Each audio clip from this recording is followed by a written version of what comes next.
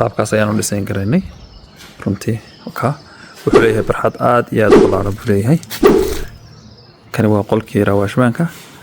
guriga fiyugiisa ama muuqaalkiisuna intaa weeye halkana barxad buu ku leeyahay aad u ballaaran qaabkan ayaanu wajhadiisa ama deerkiisa u dhisayn karaynay gudahana waan geli doonaa iminkaan eegi doonaa dilahayd masha Allah halkan waa halkii laga galiyay albaabkii yaraa dhasha ahaa buu leeyahay dadku ka galiyeen haddii loo baahdo gaadhiguna galana waa kii remote-ka lahaa slide-ka cararaya weeyey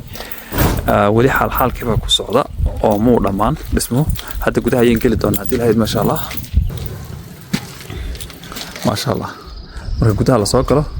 oo ilaa 12 mitir xagga oo ah sidaa oo ah sidana iyadana 12 meelba meesha xagga ka xigtan oo ka sii ballaaranaya dhulka oo warab lahaa awgi ayaanu qaabkan ugu qorsheynay halkan waxa uu yaala taangigii biyaha oo 3 taangiyo kala duwan la saari karo mid waa kan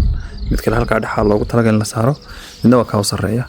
runtii imika 2 min 12 saaran 24 foosto imika saaran halkan iyadana waxa ku taala barkad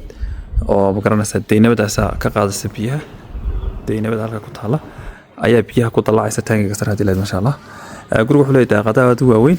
hadda ayaynu gudihiisa geli doonaa hadii la masha Allah taala sidoo kale wuxuu leeyahay barxad aad u weyn beerihii oo wali aan la beerin baa iyaguna jira oo magaranaysa la beeri doono dhawaan halkan buu ku leeyahay halkaas ku leeyahay halkan mid buu ku leeyahay iyo runtii taas iyo tan oo aan ugu talagalay qaab yaro fiican in loo beero hadii la masha Allah taala iyo meel walba dhir ku haboon